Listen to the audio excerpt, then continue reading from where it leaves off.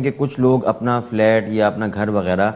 اس وجہ سے نہیں چھوڑتے کہ ان کو اس فلیٹ میں رہتے ہوئے بہت ترقی ملی ہوتی ہے یا اولاد نرینہ ان کو ملی ہوتی ہے، تو وہ کہتے ہیں کہ یہ گھر ہمارے لیے بہت برکت والا ہے۔ اب وہ گھر اگرچہ ان کی فیملی کے حساب سے بہت چھوٹا ہی کیوں نہ ہو، اس میں تنگی سے رہنا پڑ رہا ہو، وہ پھر بھی اس کو نہیں چھوڑتے ہیں یہ سوچ کر۔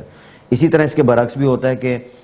بعض لوگ ایسا کرتے ہیں کہ کسی گھر میں ان کے ساتھ کوئی پریشانیاں پیش آ جائیں، کوئی مسائل ہوں، مشکلات ہوں، تو وہ اس گھر کے بارے میں کہتے ہیں کہ اس گھر میں نحوست ہے، لہٰذا وہ اس گھر کو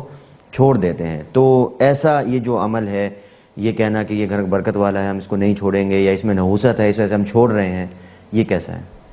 جی، اس حوالے سے جو اصولی رہنمائی ہمارے دین نے کی ہے اس کا خلاصہ یہ ہے کہ ایک تو نیک فعلی ہے جس کو عربی میں تفاعل کہتے ہیں، تو یعنی کسی بھی چیز سے آپ ایک نیک شگون لیتے ہیں تو اس کی شرعاً اجازت ہے، اس میں کوئی حرج نہیں ہے۔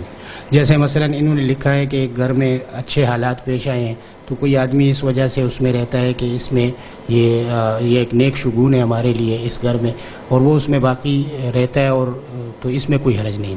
لیکن ایک ہے بدفعلی، یعنی کوئی برا شگون لینا کسی چیز سے، جس کو عربی میں تطیر کہتے ہیں، تو یہ شرعاً ناجائز ہے، یہ توہم پرستی ہے، اور حدیث شریف میں نبی اکرم صلی اللہ علیہ وسلم نے صراحتاً اس سے منع فرمایا ہے۔ ایک روایت میں ہے کہ لا عدوى ولا طیرۃ فی الاسلام، کہ اسلام میں کوئی بدفعلی نہیں ہے، کوئی عدوہ نہیں ہے۔ اسی طرح ایک روایت میں ہے کہ 70,000 لوگ میری امت کے وہ بغیر حساب کتاب کے جنت میں جائیں گے، اور پھر آپ صلی اللہ علیہ وسلم نے ان کے جو اوصاف ذکر کیے ہیں تو ان اوصاف میں آپ نے یہ ذکر فرمایا کہ وہ هم الذین لا یتطیرون وعلی ربہم یتوکلون، کہ یہ وہ لوگ ہوں گے کہ جو بدفعلی نہیں کریں گے اور اللہ پر بھروسہ کریں گے۔ تو اس لیے بدفعلی جو ہے وہ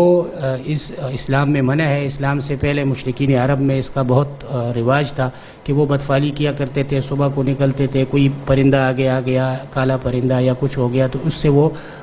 بدشگونی کرتے تھے۔ تو رسول اللہ صلی اللہ علیہ وسلم نے آ کر اس سے منع فرمایا اور لوگوں کو یہ اس کی رہنمائی کی کہ سب کچھ جو ہے وہ اللہ کی طرف سے ہوتا ہے۔ تو اس لیے عقیدہ یہی رکھنا چاہیے کہ کوئی مصیبت یا پریشانی جو آتی ہے تو وہ اللہ کی تقدیر کی وجہ سے آتی ہے، یا اگر